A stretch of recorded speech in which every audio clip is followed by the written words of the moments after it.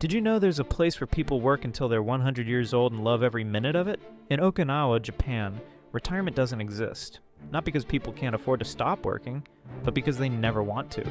They've discovered something called Ikigai, your reason for being.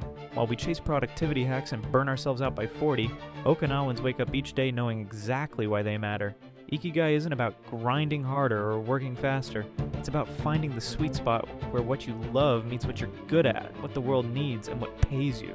Western culture teaches us to separate work from life, to endure Monday and live for Friday.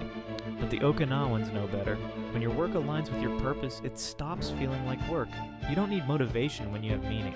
You don't burn out when you're lit up from within. The secret isn't working less or working more, it's working on what matters. Find your Ikigai, and you'll never work a day in your life, even if that life lasts 100 years.